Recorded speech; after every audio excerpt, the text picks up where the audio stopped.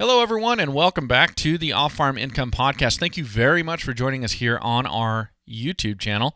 It is a pleasure to have you with us, and you have tuned in for episode number 749. Today, of all things, I get to go back to my hometown of Valley Home, California. I'm actually speaking with a student from Escalon High School, and I knew that was very close to where I grew up, but I did not know she actually lived in Valley Home, and she did not know that's where I was from either. I'll be speaking with Alayna Azevedo, and she's going to be talking to us all about her journey in the FFA so far, as well as her SAE bottle feeding goat kids, and really some great advice at the end for students when it comes to getting out there and getting used to public speaking. We're going to start that for you right now.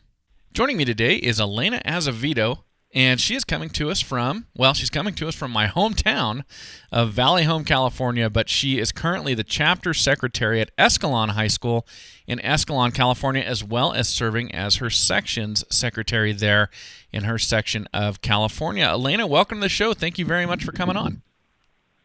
Hi, thank you so much for having me. Hey, I'm thrilled to speak with you. I got to tell you how this all came about. I didn't know until we started our pre-interview that you actually lived in Valley Home, and anybody who's listened to me for any amount of time knows that's where I grew up, Valley Home, California. So that's a nice little coincidence. But the way I found out about you was I had an article pop up on my Google account about this young lady in Escalon, California, getting an award from the Rotary Club for what she was doing through the FFA. Does that sound familiar? Yep.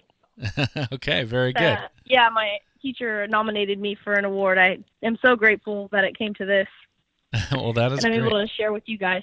Well, good. Well, we'll talk about that here in a moment. What I'd like to do is just kind of start out by introducing you to my audience and just asking you a few questions just about you. Would that be all right? Yep, that's fine. All right. Well, how old are you now, Alayna? I'm 16 years old. All right. And that puts you in your junior year there at Escalon High, right? Yep, I'm a junior. Okay. Now, when you're out in Valley Home, are you on a farm? Are you in town or something kind of in between? Well, we have 3 cows. Just my brother, he's trying to get a dairy started up here. Okay. But I did used to live on a dairy farm. We moved out when I was 8. Oh, okay. And where was that dairy at? Still in Oakdale. In Oakdale. It's in between Oakdale and Escalon. Okay. That little area. Gotcha. And so at this point, your brother, he wants to start up a dairy, and he's starting the herd. He's got 3 cows, kind of seed cows, to get that dairy started. Yeah. He's just starting this up to raise money right now. He's got some feedlot steers in the making. Okay. He has a bunch of different properties that he's managing too. He's working real hard to get that started up. Oh, good for him. I mean, that's a big undertaking these days, isn't it? Yes, it is. Yeah, absolutely. Well, very cool. So you're out there, you got a few cows on the place, and you're in the FFA. How long have you been part of the FFA? Well, I started my freshman year right off the bat, and I'm a junior now, so this is my 3rd year in the program. Okay. So what made you join? Why did you want to be part of this? This has come up a lot in what I've done in FFA, and honestly, I had a feeling. I love animals and I love plants, and that's a big part of the sciences that are offered in the FFA. And I just knew I wanted to take those courses, and I knew that I would be taking leadership roles as well. My brother, he was an officer as well for his school, and so I knew the fun time that he had with that, and that's not something I wanted to be missing out on. Sure. So you like animals and you like plants, or you said love. Do you have a favorite? Do you like things that walk around on 4 legs or things that get eaten by things on 4 legs? Ooh, yeah, I'm an animal lover for sure. I like plants. I'm actually in animal science and in ornamental horticulture, which is plant science class. I'm in both of them, and I can definitely say I like animals a lot better. All right. Is there any particular species? Like, is it cattle for you or goats or something like that? Yeah, I really love cattle, and I bottle raise dairy goats for my SAE, but I also show dairy cows for fair for my SAE, so I do both. There's love for them equally, but I'm a livestock person overall. I really like livestock. Very good. Well, good for you. And are you born and raised right there in that Escalon, Oakdale, Valley Home kind of triangle? Yeah, born and raised. Okay, very cool. Well, me too. So there you go. What a coincidence. Very cool. Yeah, that's crazy. It's such a small world. It definitely is. Well, you talked about getting into leadership roles in the FFA. So what drew you into that? I have a couple role models, people that have thrown me into that, teachers especially. Teachers really have a way of kindly and gently nodding you in the direction that they think that you would thrive in, and my ag teachers have done a great job doing that. Yeah, very cool. And once I started with the chapter, I just knew that I wanted to continue my responsibility from there. So with you being a junior, are you young for being a section officer? Like, are you one of the youngest section officers, or are there a lot of juniors? Yeah, we have 4 juniors and 2 seniors. Oh, okay. So it's mostly juniors then. Yeah, it's mostly juniors. Okay, very good. And so what was the process to become a section officer in your particular section of California? So my section is just the 2 counties of San Joaquin and Calaveras. It's called the Delta Cal section because of, Stockton and the Delta. Uh-huh. If any of you are familiar with that. But so the process is pretty much just apply, get your application mailed in, put all of your FFA and scholastic accomplishments and all that, just fill out what they ask you to, and then they'll fill it out and they'll sift through it, and they'll give everyone an interview. And so from the interviews, you make a speech. They'll make a slate. The previous officers of that section, they'll make a slate, and it'll have 2 representatives for one position. So you'll get slated for a position, and then you and another person will make a speech on whatever you want it to be. And so mine was just about my dedication for the FFA, through all of my different things that I had done, leadership conferences. And I was able to get that position because there are delegates there that will vote between you and the other person slated. And I was lucky enough to get the position. Very good. And so you went through all of that. What was your strength, do you think, when they were asking you about the different competitions you've done and things like that? Was there one place where you stood out? My friend was talking to me about this because I practiced interviewing with him, and he said that it just really helps that I am myself, I guess. Okay. And I'm pretty comfortable around most people, and I like to relate with other people, like us being from Valley Home, and I like to make connections with other people. Meeting people in the industry especially, they're all such good people. They're so eager to help out, and agricultural oriented people, they're so kind, and I just really like connecting with them, and I think that could be one of my strong suits. Very cool. Well, you definitely sound comfortable, so that's a good thing. Now, you brought up Valley Home again. I've got to ask you, this just dawned on me. Do you ever go down and eat at that taco truck they've got there next to the store? Oh, yeah. That's a good taco truck. That was it's pretty good. When I was a kid, that was not there. So I went to Valley Home School, which is now Harold Pope School, and we used to walk. Once a week, I got to walk from the school over to the store and get some food for lunch there at the store, and then walk back. But if there had been a taco truck, that'd have been a game changer for me back in those days. Yeah, it's really good food. It's gone under new management recently, actually, and it got better. Oh, okay. All right. So I'm always talking. Next time you're down here, you got to check it out.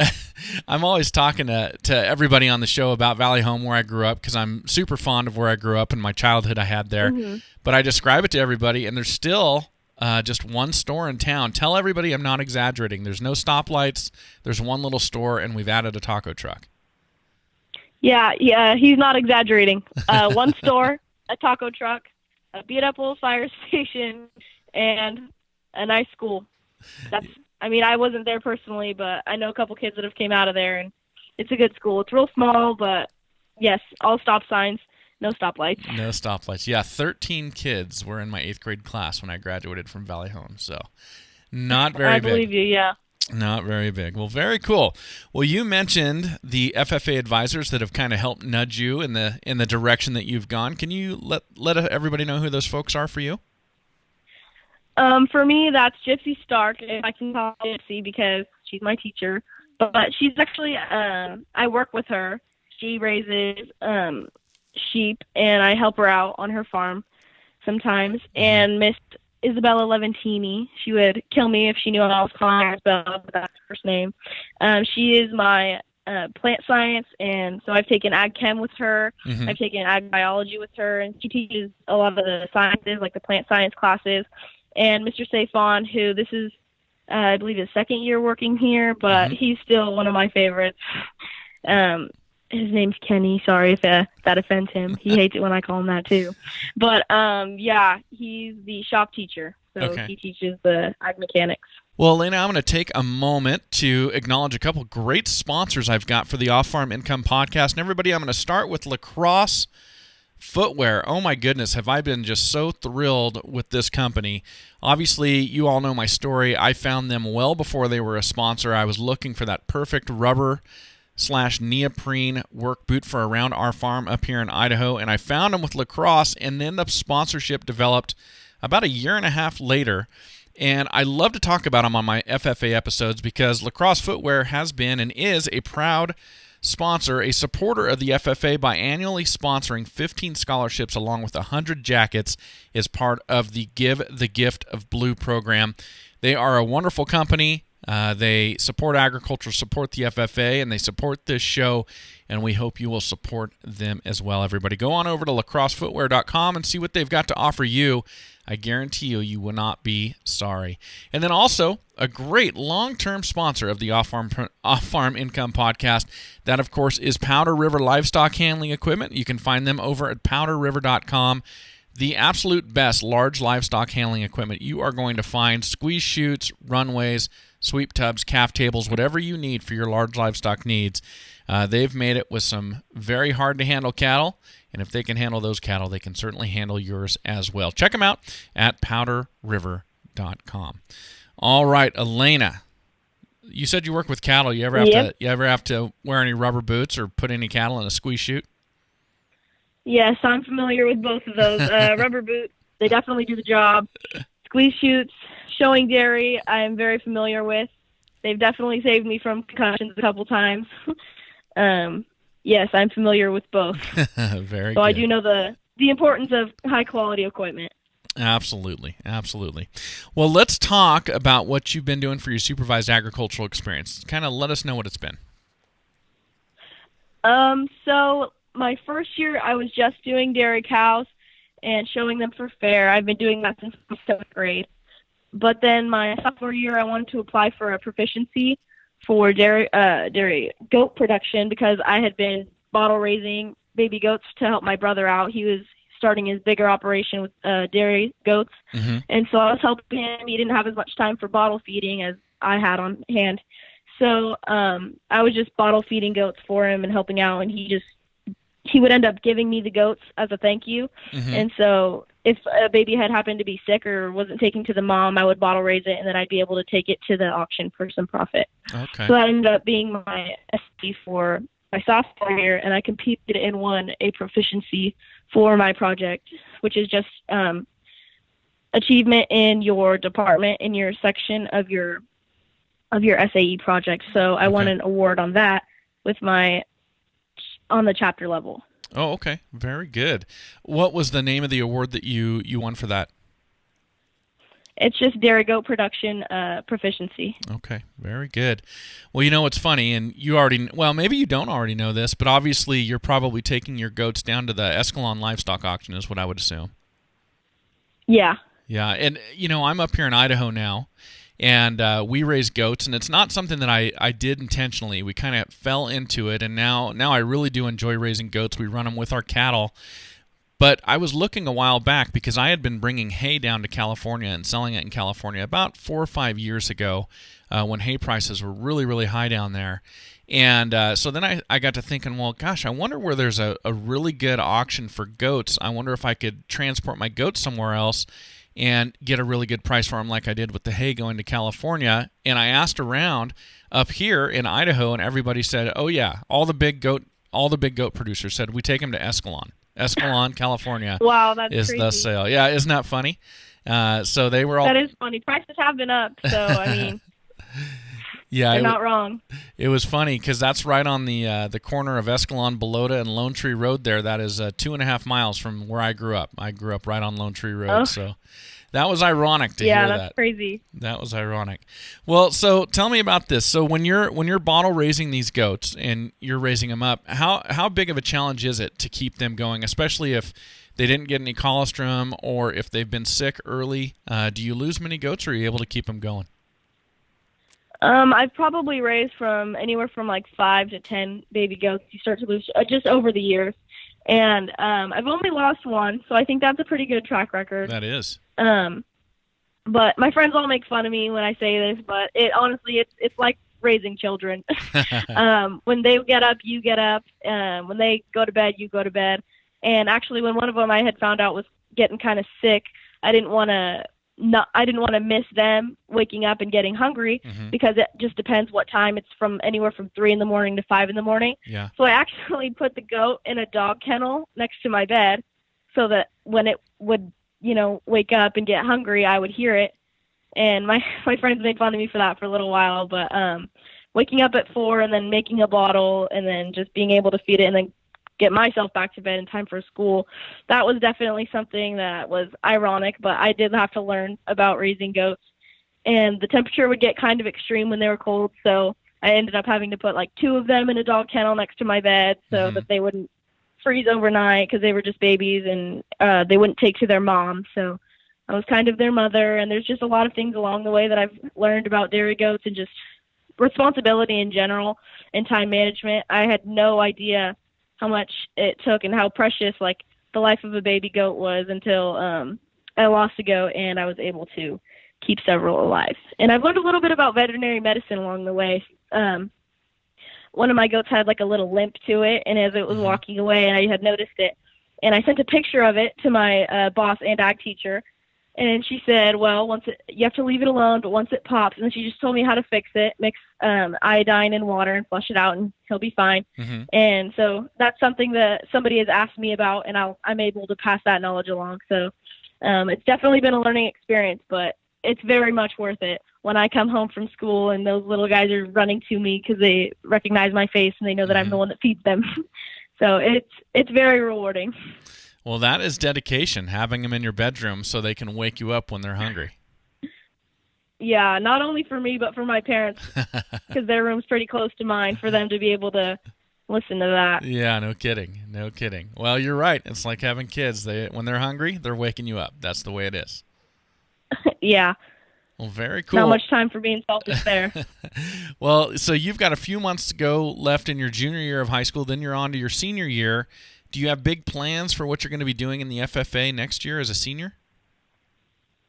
As a senior, I'd like to keep applying for my, leadership positions. There's a leadership conference, SLE, Sacramento Leadership Experience, where you get to go down to the State House and learn a couple things about legislature and just politics and agriculture.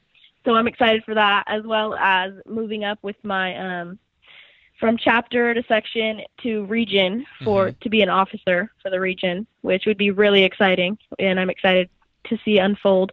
That would be starting next month, but I would be able to serve all throughout my senior year.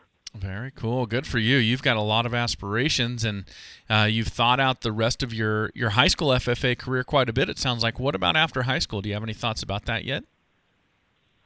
Yeah, I'd like to go to maybe a junior college or a 4-year. Still haven't worked that out yet. If I do go to a junior college, I would love to continue judging livestock. I definitely have a lot more to learn, and it's something that I might complain about it a little bit, ask my teacher, but it's something that is rewarding, and it's fun. It's very fun to learn about different parts of livestock. So if I do go into junior college, I would love to continue doing that. Traveling a lot is what you would be doing in a junior college, judging livestock, which is super cool to me. And then past that, I would actually like to get my degree in agricultural education and become an ag teacher. Well, very cool. Well, your ag advisors can't be too upset with you for using their first names if they know that you want to follow in their footsteps. Yeah, they would get over it. They're pretty, they're pretty big influences. Well, you mentioned... They all know, and they hold it against me. Well, you'll be their colleagues soon enough, and then you can all joke about it. Yeah, she tells me that all the time, Mrs. Levantini. Oh, great. Well, I want to ask you, before we let you go, I want to ask your advice for other students out there. So you talked about practicing interviewing with a friend of yours, and doing that. Give some advice to other students out there in terms of if they're uncomfortable talking, like doing an interview like you're doing right now, doing one for a competition through the FFA or whatever it may be. Give some advice to them on how they can get over that and they can get better. So this is really cliche, but just get out and do it. My freshman year, I've always been pretty outgoing, but I just didn't really have the motivation at all. Your freshman year in FFA, you're given the option to do creed speaking. Mm-hmm. This is something that I kind of regret. My teachers, they forced me to do it, and they said, you need to memorize this 4-paragraph essay written by E.M. Tiffany a long time ago, and you need to give it to us, and then we'll decide if we'll take you to the competition or not. And I said, no. I fought till the very end. I was like, I'm not doing this. But they made me try out anyways. And so I went up there, and I looked dumb, and I for no reason, and I didn't memorize it. Mm-hmm. And so they hold that against me, too, to this day. But just go out and do it. It's not that hard. If you're a freshman doing creed, just do it. It's not that hard. Awesome. Because now I have to memorize it for my ag leadership course. And I really wish that I was able to compete in that my freshman year. And then my sophomore year either, I didn't do a speaking competition. I was very adamant about not doing it. But as time went on, I learned the importance of speaking in public, and I'm still a junior, so I'm sure that I'll be using it more later along the line. But now I'm doing a job interview competition for my school, so practicing interviewing is something that I need to get used to, and so just get over it. You're going to have to do it eventually in life. And if you go to a junior college, you're going to have to take, or I think it's actually college, there's just, you need to take a public speaking course, I'm pretty sure, that's involved with your college days. So try and get over it as much as you can now. Nobody's judging you. So, I mean, it's not that bad. It sounds very cliche, but just get over it.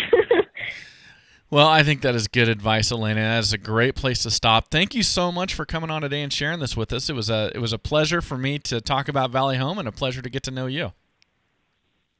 Thank you. Thank you so much for having me. Well, thank you for being here, everybody. Really appreciate you tuning in and checking us out here on YouTube. And special thanks to Alayna Azevedo for coming on as well. As always, enjoy your journey to the ultimate lifestyle business, agriculture.